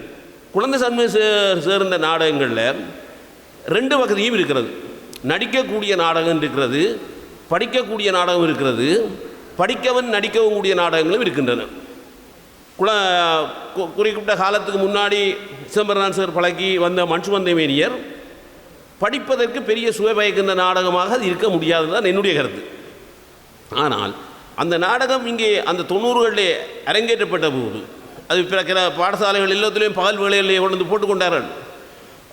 அந்த நேரங்களில் ஒரு ஒரு ஒரு காட்சி நடக்கின்ற போது அதை கூட்டம் கொள்ள முடியாமல் அடுத்த காட்சியை திருப்பி போடுகின்ற அளவுக்கு அந்த நாடகம் ஓடிக்கொண்டிருந்தது. அந்த நடிப்பாலே அந்த காலத்து பிரச்சனையை அழகாக சொல்லி ஒரு நாடகமாக மன்சுவந்தை மேனியர் இருந்தது. அந்த மன்சுவந்தை மேனியர் படிப்பதில் பார்க்க நடிப்பதற்கு வந்த நாடகம். ஆனால் அவர் வேறு பல நாடகங்கள், பெண் சாதி, இப்படி பல நாடகங்கள் இருக்கிறார். அதை அவற்றை கையெழுத்திலேயே வாங்கி வாசித்திருக்கிறேன். அவை நடிப்பதிலும் பார்க்க படிக்கின்ற போதே அதிகமான சுவை வைக்கக்கூடிய நாடகம். ஆனால் நான் கந்தசாமியுடைய மதமாற்றம் போன்ற நாடகங்கள் போலே ஒரு நாடகம். இப்போ வேறு சில நாடகங்கள் படிப்பதற்கும் நடிப்பதற்குமான நாடகங்கள். அந்த வகையில் இந்த சத்திய சோதனை நாடகம் எடுத்துக்கொண்டால் படிப்பதற்கும் நடிப்பதற்குமான ஒரு நாடக புத்தகமாகவே கருதுகிறேன். மிக சின்ன புத்தகம். அதனுடைய மொத்த 10 பக்கங்களே ஒரு 52 பக்கம். அதிலே முன்னுரை, அணிந்துரை, பின்னாலே இருக்கிற ஜெயசங்கருடைய அந்த அரங்கை பற்றிய குறிப்புகள் எல்லாம் கழித்து பார்த்தால் ஒரு 40 பக்கம் வரையான ஒரு புத்தகம் தான் இந்த புத்தகம். ஒரு 40 வரையான இந்த புத்தகத்திலே அவர் சொல்லியிருக்கின்ற செய்திகள் அற்புதமானவை. கல்வியற் கோட்பாட்டின்றே நாங்கள் எங்களுடைய கல்வியற் கோட்பாடு எங்களுக்கு ஓரளவுக்கு தோல்வியை கொடுக்கின்ற ஒரு கோட்பாடு தான். அது விரும்பியோ விரும்பாமலோ ஒரு சிலரை பல்கலைக்கழகத்துக்கு அனுப்பிவிட்டு பலரை வெளியிலே விடுகின்ற ஒரு கல்வி முறை தான் இன்றைக்கு வரைக்கும் தொடர்கின்றது. அதை எவ்வாறு சீர் செய்வதென்று அது கல்வியலாளர்கள், அரசியல் பக்கங்கள் சிந்திக்க வேண்டிய பக்கங்கள். அந்த முறையிலே இருக்கின்ற பல கல்விக்கு வருகின்ற மாணவர்களை ஒரு சிலரை உள்ளே வாங்கி, பல்கலைக்கழகம்தான் அந்த முக்கியமான குறிக்கோளாக இருப்பதனாலே ஒரு 1000 பேருக்கு ஒரு மாணவர் 2 மாணவர் தான் உள்ளே போகிறார்கள். மீதி மாணவர்கள் எல்லாரும் உயர்தர பரீட்சையோடு வெளியிலே நிற்கிறார்கள். அவர்களுக்கான வழி என்னென்று சொன்னால் பிறகு வந்து ஒரு வழியும் இல்லாமல் இன்று ஆக சிக்கலான நிலையை வந்து விட்டது. வெளிநாட்டுக்கு போகிற இப்படியான விஷயங்களை தான் ஈடுபடுகிறார்கள். அப்போ அந்த பிரச்சனை ஒரு பெரிய பிரச்சனை. மாணவர்களுடைய அவருடைய விருப்பத்துக்கு கற்க முடியாது. வீட்டிலே விட மாட்டார்கள், சுற்றத்தவர் விட மாட்டார்கள். அவன் இப்போ ஓ லெவலில் நல்ல ரிசர்ச் எடுத்தால் கூட உயர்தரத்துக்கு போகின்ற போது எந்த பாடப்பரப்பை தெரிவது என்பதிலேயே அவனுக்கு நடைமுறை பிரச்சனை. அவனாக அவனுடைய சுய விருப்பத்துக்கு தெரிய முடியாது. இந்த தன்மை இதை வைத்துக்கொண்டு தான் இந்த கல்வியற் கோட்பாடுகளை வைத்துக்கொண்டு தான் மாணவர்கள் எவ்வளவு வதைப்படுகிறார்கள் என்று வச்சுக்கொண்டு தான் குழந்தை சமீங்க பல நாடகங்கள் எழுதுகிறார். அவர் எழுதுகின்ற போது என்ன வேறுண்டா முதல்ல அந்த ஒரு களத்தை உண்டாக்குவார். சென்ட் ஜோன்ஸாக இருந்தால் சென்ட் ஜோன்ஸ் பாடசாலை இருந்தாலும் சுண்டிக்குழி மகளிர் கல்லூரியாக இருந்தால் என்ன அந்த மாணவர் கொஞ்சம் குறிப்பிட்ட பேரை கூப்பிட்டு அங்கே இருக்க அவருக்கான பிரச்சனையை முன்னும் கேட்டறிவார். அந்த மாணவர்கள் சொல்லுகின்ற பிரச்சனையின் அடிப்படையில் தான் நாடகத்தை அவர் பேர்ந்து எழுதுவார். எந்த நாடகத்துக்கும் அவர் இந்த முயற்சி பெரும்பாலான நாடகங்களுக்கு இந்த முயற்சி தான் செய்தார். இப்போ இந்த சத்திய சோதனை நாடகமும் அப்படி எழுதப்பட்டதான் நாடகம். சிதம்பரநாதன் அந்த சென்ட் ஜோன்ஸில் படிப்பிக்கின்ற காலத்திலே அவர் ரசாயனவியல் சார்ந்த ஒருவர் எங்களுக்கு ஒரு வருஷம் ஏதோ முன்னுக்கு இருந்தவர். அவர் விஞ்ஞான பகுதி. நான் நினைக்கிறேன் யாழ்ப்பாணத்துக்கு மிகச்சிறந்த நெறியாளர்கள் அவரையே முன்னுக்கு சொல்லுகின்ற அளவு நெறியாளர். ஆனால் அவர் ஒரு எழுத்தாளர் அல்ல. அப்போ அவர் தான் கிடைக்கின்றவற்றை சண்முகலிங்கம் சொல்ல அதை வைத்துக்கொண்டு சண்முகலிங்கம் எழுத அந்த நாடகம் மிக பிரபஞ்சமாக வரும். அப்போ அவர் போய் அந்த மாணவர்களை திரட்டி ஆய்வு செய்து குழந்தை சண்முகலிங்கம் கொண்டு போய் போட்டு அந்த மாணவருடைய பிரச்சனையை எடுத்து அந்த பிரச்சனைகளிலிருந்து என்ன தீர்வு, கல்வியில் இருக்கிற பிரச்சனை என்னென்று தீர்வை நோக்குகிற போது அந்த தீர்வுகளை வைக்கின்ற நாடகங்கள் சிலது வெளிவந்தன. வால்பேத்தைகள், முயலார் முயல்கிறார், இப்படி சில நாடகங்கள் வெளிவந்தன. வால்பேத்தைன்னா உங்களுக்கு தெரியும், மேற்பக்கம் பெருத்து கீழ்ப்பக்கம் ஒரு சின்ன ஒரு வாலோடு இருக்க திருக்கை மீன் மாதிரி இருக்கிறது தான் வால்பேத்தை. இந்த பேத்தை குஞ்சு வால்பேத்தியலாக மாணவர்கள் வால்பேத்தியலாக மூளையெல்லாம் விரிந்து, அதாவது படித்து உள்ளே சுமந்து மண்டை வீங்கி, ஆனால் பயிற்சிகள் உடல் உழைப்பு ஒன்றும் இல்லாமல் கீழ்ப்பக்கம் சுருங்கின உடல் உழைப்பு இல்லாத ஒரு கோலத்திலே அவர்கள் காணப்படுகிறார் என்பதை வால்பேத்தி என்ற பேரில் ஒரு நாடகமாக வெளியிறார். அதே போல் முயலார் முயல்கிறார். அந்த வகையிலே வந்த ஒரு நாடகம் தான் இந்த சத்திய சோதனை. இந்த சத்திய சோதனையும் கல்வியை பற்றிய பல கோட்பாடை கொண்டது. இந்த பல்கலைக்கழகத்துக்கு நுழைய முடியாதவர்கள் எப்படி பாடுபடுகிறார்கள், துன்பப்படுகிறார்கள், இதுதான் இந்த நாடகத்தினுடைய அடிப்படை நாதம். அவர்கள் வெளியிலே வந்து மிக துன்பப்படுகிறார், வெளியிலே ஆடுகிறார், இயல்புக்கு ஒன்றும் செய்ய முடியவில்லை. கல்வியை போட்டி பொருளாக வைத்துக்கொண்டு போட்டிக்காக முயலுகின்றவர்களாக இந்த வருகின்ற இந்த மாணவர்கள் இதை சித்தரிக்கப்படுவார்கள். அப்போ அவர் நாடகம் எழுதுகின்ற போது இந்த சித்தரிப்புகளோட எங்களே கலாச்சாரங்களில் பண்பாடுகளில் ஊறி இருக்கின்ற சில விஷயங்களே எடுத்துக்கொள்வார். கிராமிய பாடல்கள், அதுக்கான இசை, புது கவிதைகள், தன்னுடைய மொழியிலேயான பக்கம் எல்லாத்தையும் சேர்த்து தான் இந்த நாடகமாக வெளிவரும். அப்போ வெளிவருகின்ற போது இந்த நாடகத்தை பார்த்து இந்த நாடகத்தின் சிறப்பு என்னென்று அந்த நாடகத்தை பார்த்து ஜெய்சங்கர் இன்றைக்கு மட்டக்களப்பு பல்கலைக்கழகத்தின் விவுலாந்தாவுக்கு பீடாதி தலைவராக இருந்துவிட்டு இப்போதும் அங்கே விரிவுரையாளராக இருக்கிற பேராசிரியர் ஜெய்சங்கர் அவர் இந்த நாடகத்தை அண்மையிலே மட்டக்களப்பு பிள்ளைகளுக்கு நெருப்பி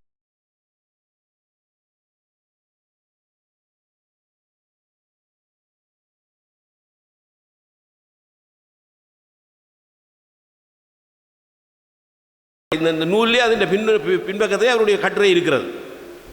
தான் ஏலெவல் படித்த காலத்திலே ஓலெவல் படித்த காலத்திலே செம்பர்தான் வழக்கிய இந்த சத்தியசோதனை நாடகத்தை தான் பார்வையிட்டாராம்.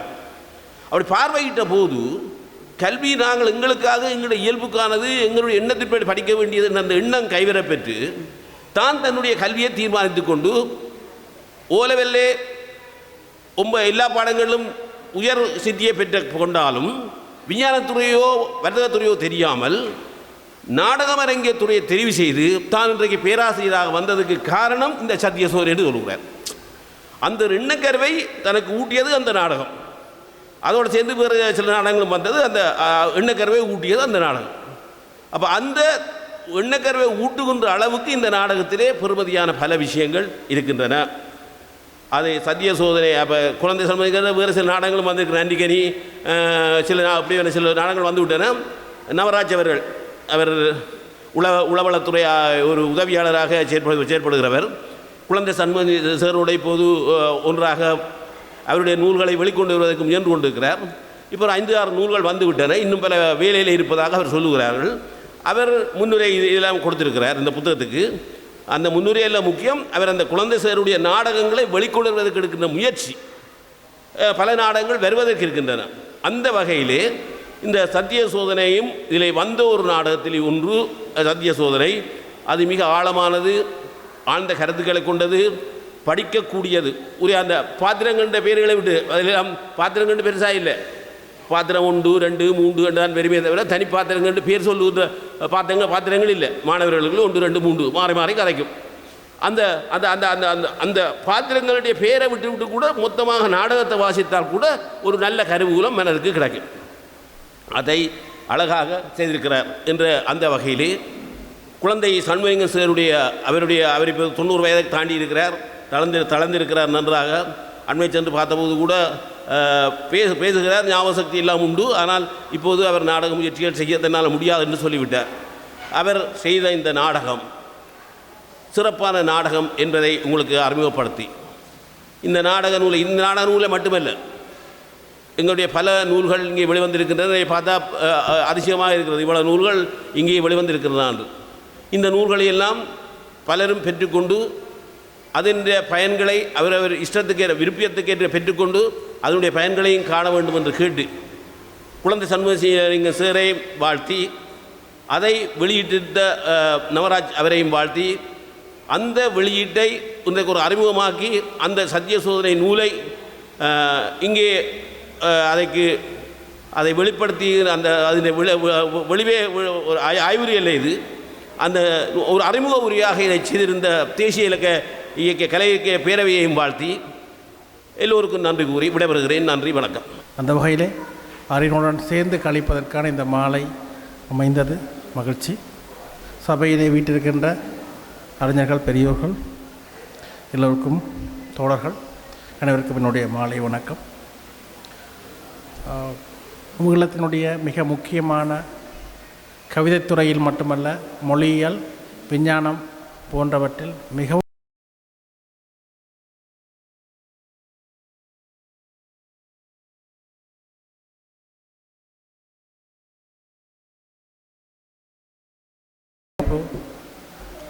தந்தமைக்காக புத்தக பண்பாட்டை பரவலாக நினைக்கிறது 20வது புத்தக அரங்க விழா ஒவ்வொரு வடமாகாணத்தினுடைய 3 மாவட்டங்களையும், குறிப்பாக யாழ்ப்பாணத்துடைய பல்வேறு பிரதேசங்களையும் இந்த முயற்சியினூடாக கணிசமான அளவுக்கு ஒரு புத்தக அரங்க பண்பாட்டை செய்யக்கூடிய உந்துதலை ஏற்படுத்தி வருகின்ற தனுஞ்சனுக்கு உண்மையிலே பாராட்டும் நன்றி. இன்றைக்கு ஒரு முக்கியமான நாள். நான் 2ஆம் ஆண்டில் தாடி அறந்த வேடனை படிச்சிருக்கிறேன். கத்தரி தோட்டத்தில் மத்தியில் நின்ற சேவகாவை ஞாபகம் இருக்குது. ஆடிப்பறப்புக்கு இன்றைக்கும் நாங்கள் பாடி சொல்லிக்கொற சோமசுந்தர பிள்ளையுடைய பிறந்த நாள். அதையும் ஒரு முறை நாங்கள் ஞாபகப்படுத்த வேணும்.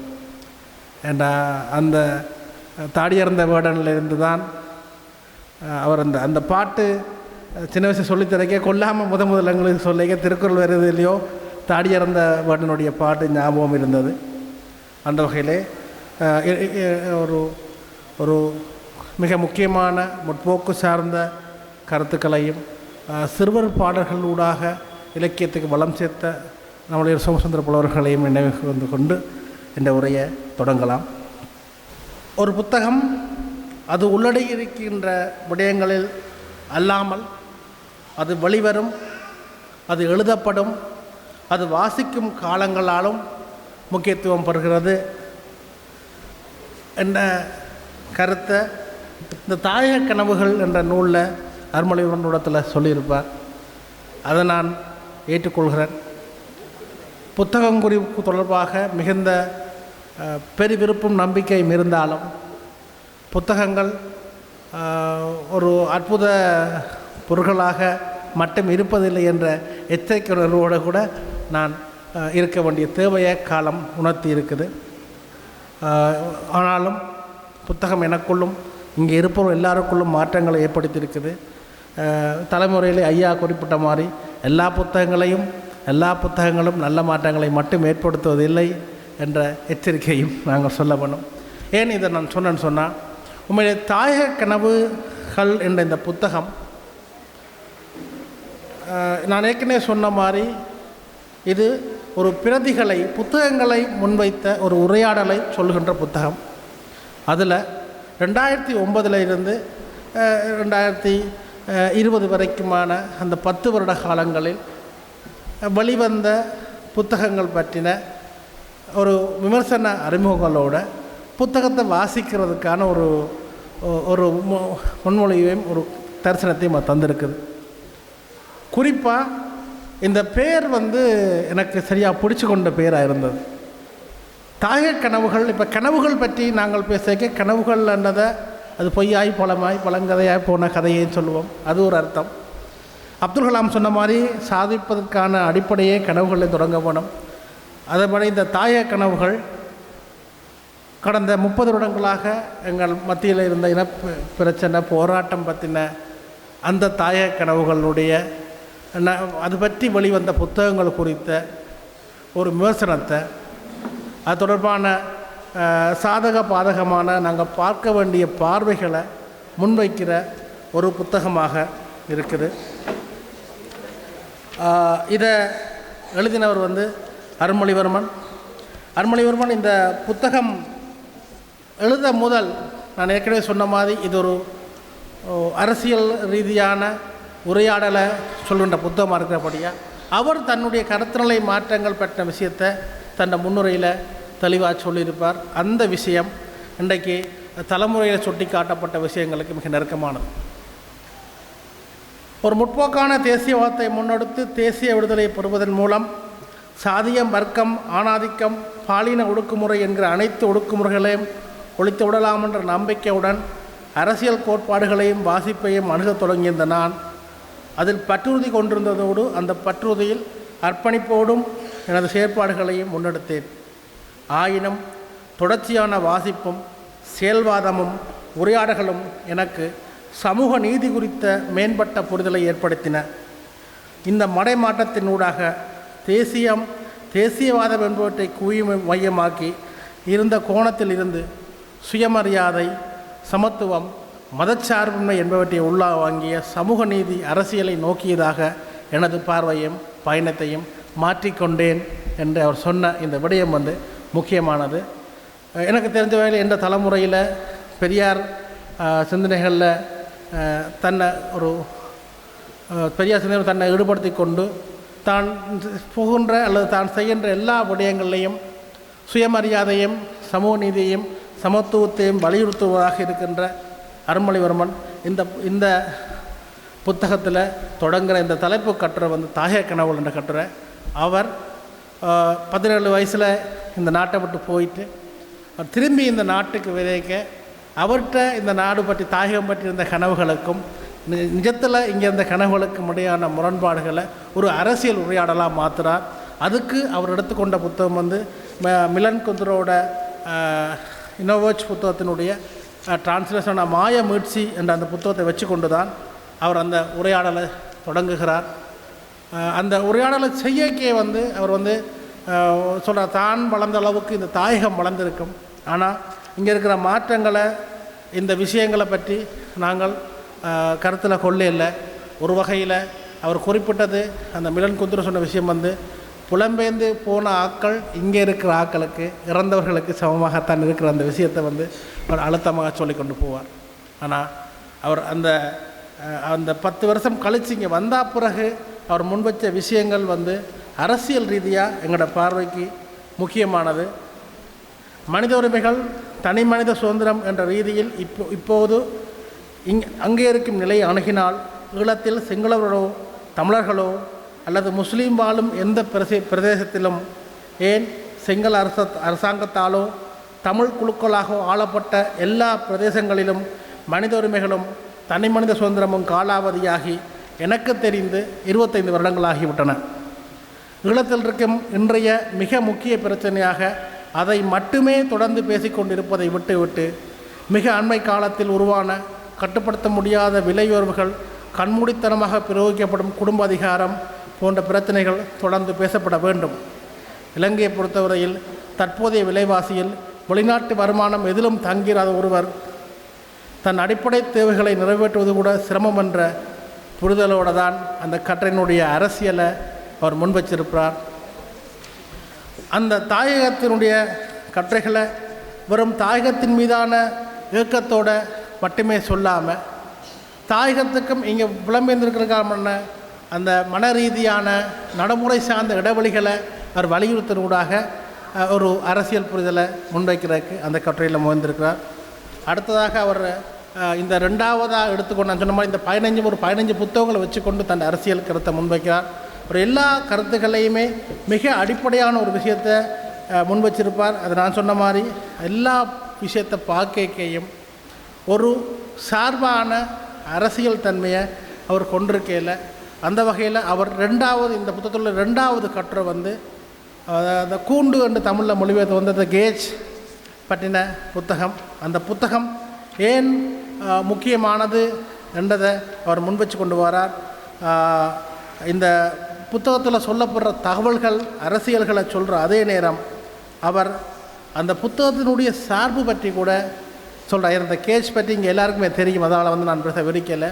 ஆனால் அவரிடத்தில் அவர் எழுதுகிற அந்த வரி மிக முக்கியமானது.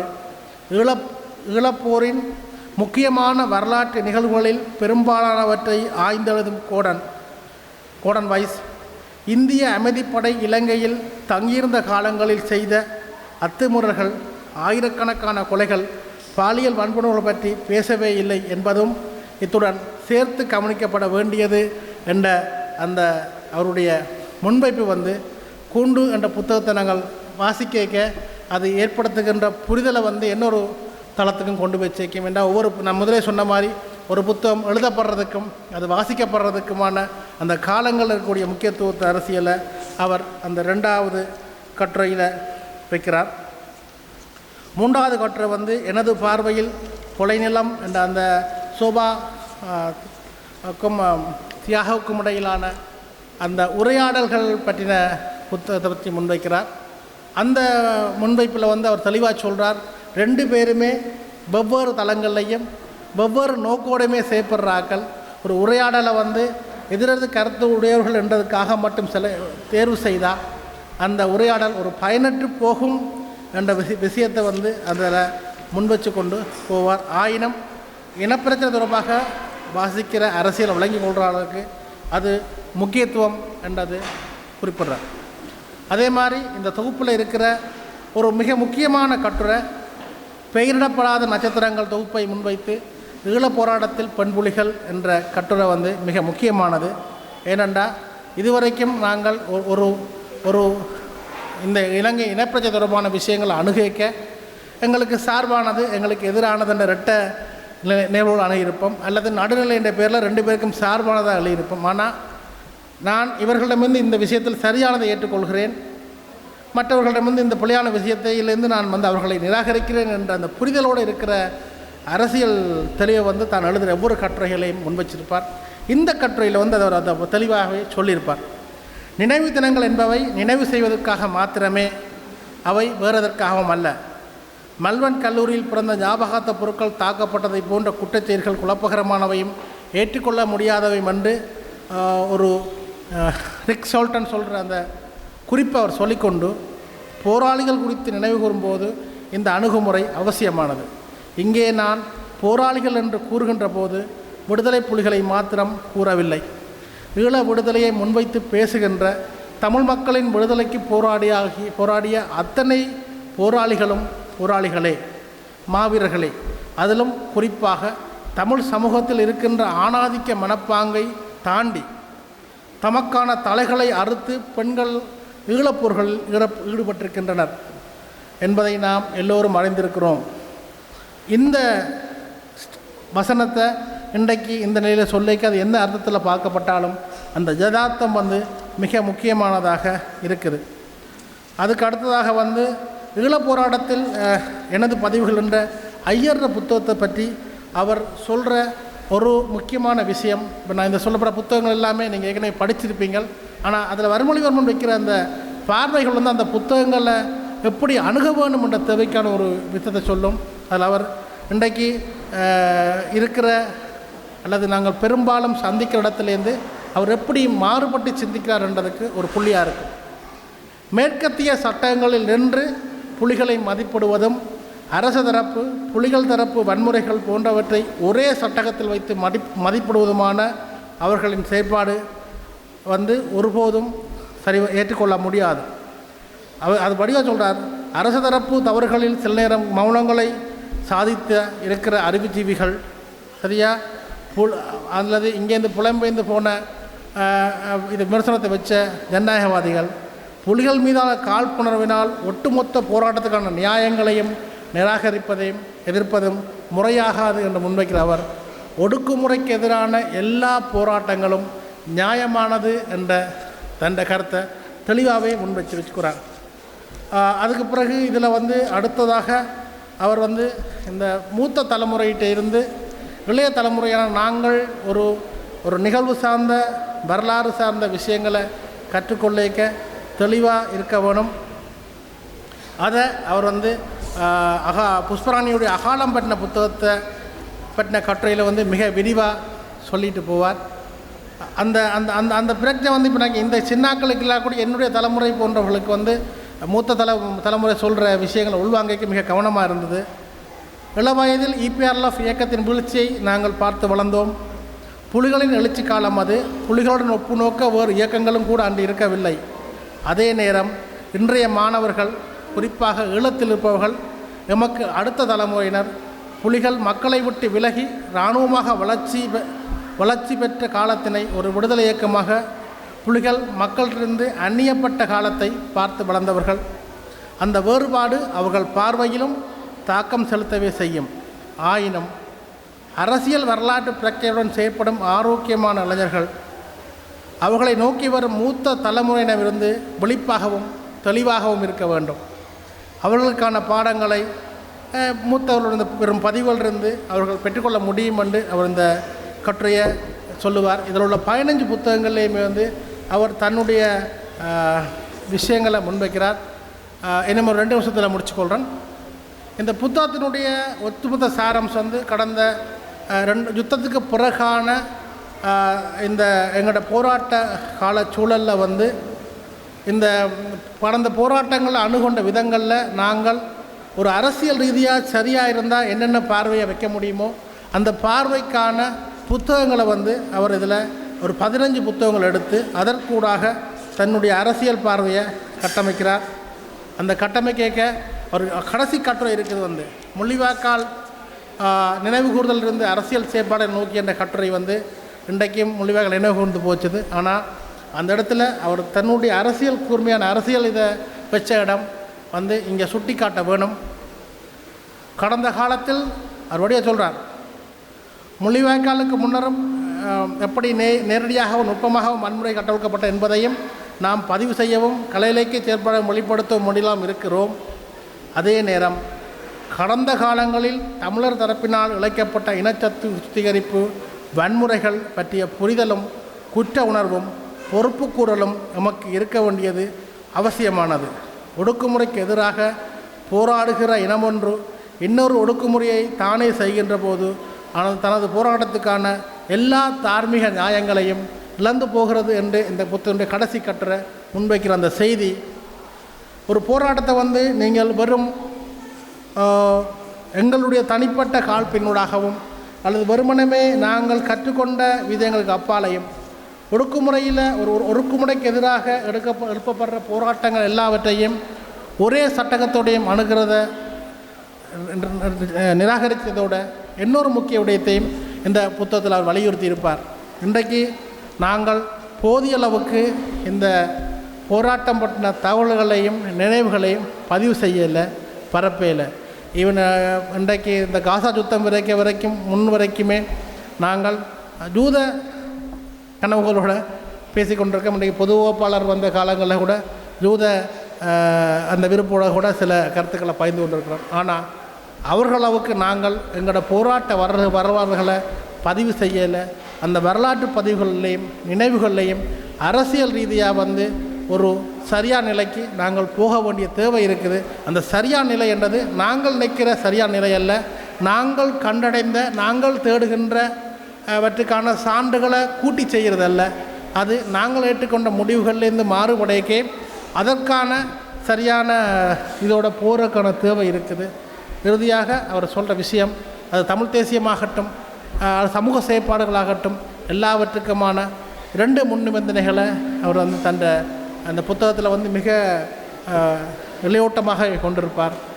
எல்லா சமூக விடுதலை செயற்பாடுகளும் எல்லா ஒடுக்குமுறைக்கான கோட்பாடுகளும் சமூக நீதியையும் சுயமரியாதையும் சமத்துவத்தையும் தன்னுடைய அடிப்படை நிபந்தனையாக கொண்டிருக்க வேணும்.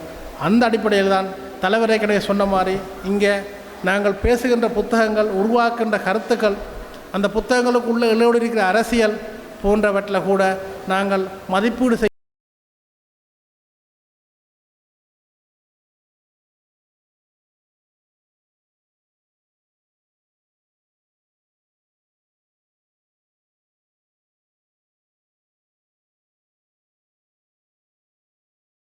நான் இன்றைக்கு இவ்வளோ சிக்கலான அரசியல் விஷயங்களை பேசினா கூட தான் சொல்ல வேண்டிய விஷயங்களை மிக நேர்த்தியாகவும் மிகச் சரியான சொற்களோடையும் எளிமையாகவும் முன்வச்சிருக்குது. இது ஒரு தலைமுறைக்கு எங்களுடைய போராட்டத்தை பதிவு செய்த இலக்கியங்களை அறிஞ்சு கொண்டு அந்த விஷயங்களை மேற்கொண்டு உரையாடல் செய்கிறதுக்கான ஒரு திறப்பாக இதில் இருக்குது. அவர் ஏற்கனவே சொன்ன மாதிரி இதில் முன்வச்ச எல்லா கருத்துக்களையும் சரியென்றோ அது மட்டும்தான் உண்மையானதுண்டோ கொள்ள வேண்டிய தேவையில்லை. இதில் மாறுபட்டிருக்காக உரையாடுறதுக்கான தொடக்கமாகவே இந்த புத்தகத்தையும் அவர் முன்வச்சிருப்பதாக நான் நினைக்கிறேன். அந்த வகையில் இந்த தாய கனவுகள் நாங்கள் எங்களிடையே படிக்கப்பட வேணும். ஏனென்றால் ஒரு புத்தகத்தை வெறுமனமே இது நல்ல புத்தகம், இது இந்த கருத்தை சொல்லுது என்று சொல்லாமல் அந்த புத்தகம் சொல்கிற கருத்துக்களையும் அந்த கருத்துக்களுக்கு பின்னால் இருக்க அரசியலுடைய எதிர்கால தாக்கங்கள் குறித்த ஒரு பார்வையை உருவாக்குறது முக்கியமானது. ஒரு மேசனுடைய பணி அப்படித்தான் இருக்க வேணும். இந்த புத்தகம் செய்கிற விஷயம், ஒரு புத்தகத்தை நீங்கள் எடுக்க அது உங்களுக்குள்ள என்ன வகையான தாக்கங்களையும் அது கொண்டிருக்கிற சார்புகளையும் அரசியலையும் அது எப்படி செய்யமன்றதை அரசியல் ரீதியாக விளங்கப்படுத்தியிருக்குது, அரசியல் ரீதியாக சரியாக விளங்கப்படுத்தியிருக்குது. நன்றி, வணக்கம்.